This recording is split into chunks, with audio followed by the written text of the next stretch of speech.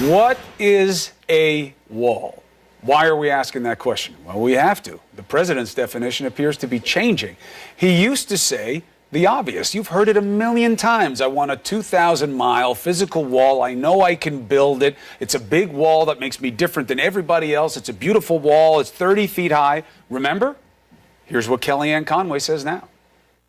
After conferring with the experts who are involved in this process, Christopher, the president has discovered that part of it will be, he knows part of it will be the physical wall. Part of it is better technology. Part of it is also fencing.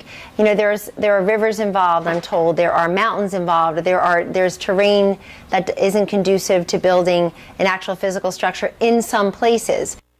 There are rivers involved, she's told. Kellyanne is one of the smartest people I know. She knows that this has always been the reality. It can't be newly learned. Border states are paying close attention to this discussion because they've been saying this forever. Democratic Congressman Beto O'Ruke of Texas. He's challenging Senator Ted Cruz for his seat this year. We'll talk about your prospects in that race. But what do you make of this definition of the wall? Do you agree with the shift in this definition? Do you believe in the genuineness of the shift? Well, I don't know what to believe because there have been so many different stories from this president about what he means when he talks about a wall that could stretch from Brownsville 2,000 miles to San Diego, 30 feet tall, pure concrete, we've heard in the past, at a cost of $25 to $30 billion. I'll tell you, as a lifelong resident of El Paso, which forms the largest binational community in this hemisphere with Ciudad Juarez, we do not need a wall. The community I represent has been ranked using FBI crime statistics the safest, the second, or the third safest city in the United States of America for 20 years in a row. We absolutely don't need a wall. We've had record low levels of northbound apprehensions. I think last year was one of the lowest on record. And more Mexican nationals now are flowing south than are coming north. We have less than zero migration from that country. And those who are coming across are very often kids fleeing some of the most brutal, violent countries in the world, El Salvador, Guatemala, Honduras, asking us for asylum and refuge. We're spending nearly $20 billion on border security right now. We are long past the point of diminishing returns. Instead, we need to focus on the business before us, including ensuring that those 800,000 dreamers are able to stay and flourish in this country. We'll talk about the DACA situation, but let me take one step back. The president makes a very different case. I want to test it with you. He said at the interdict signing yesterday, which is an ambitious proposal to try to stop the movement of fentanyl illegally into this country, fentanyl, an important component in opioids, certainly adding a lot to the lethality of that drug combination. And he said the wall will make a big difference. Last night, one of his main advisors, Kellyanne Conway, the wall will stop the drugs from coming over the border. In your experience, is that kind of physical barrier the difference between a legal drug flow and not?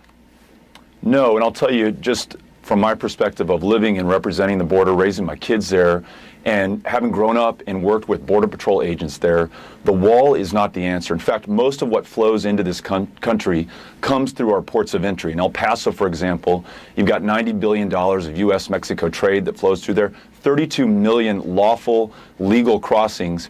If we want to secure this country, let's staff up our ports of entry with customs officers who facilitate that trade, ensure economic and job growth in this country, and keep us more secure. I've worked with John Cornyn, a Republican in the Senate, so bicameral, bipartisan, on legislation that would staff up our ports of entry. If we're concerned about the flow of illegal drugs, that's the place to invest and to work. Okay, so let's flip the script. Why don't you Democrats put your arms around this new definition? Stop being so hardline on DACA needing to be a clean bill. You know security provisions matter as well. You're living it down there. You're elected to represent those interests. Stop playing politics on the clean bill. Put your arms around this new definition of a wall, which meets the common sense definition that everybody else has already, and get it done now. Don't play hardball on a clean bill. It's not worth it. Yeah. Look, no one has a greater interest in the security of the border than I do. I've got 11-year-old Ulysses, 9-year-old Molly, 7-year-old Henry that Amy and I are raising in that community. We want us to be as safe as possible. And today, again, El Paso is one of the safest cities, and it's not the outlier. The U.S. cities of the U.S.-Mexico border are far safer on average than the interior cities. We have no common sense reason to spend more on border security in the form of walls. If we want to invest in the ports of entry, there's a bipartisan proposal with John Cornyn. No, I hear you on that, Beto, but I'm saying this push for a clean DACA bill that Feinstein's talking about. Why? Right. Why not be reasonable, compromise, put in some security provisions that the Gang of Eight already agreed to in the past, and embrace this new definition of the wall and stop saying it's a blocking point? Yeah. Well, I guess I'm trying to tell you that I'm willing to, and I think it's important that we invest additionally in security. I think the best value for dollars spent is at our ports of entry, where you have the greatest proportion of trade, both licit and illicit, coming through into this country. So if we want to make us safer, let's invest there, and that's a compromise that I'm willing to make. All right, Beto, let's let that serve as your case to the American people why you should replace Ted Cruz as senator from Texas. As we get more into that campaign, you're welcome back to make the case, as is Senator Cruz. Thank you for joining us. Thank you. Good morning. All right, and thanks to you, our internet.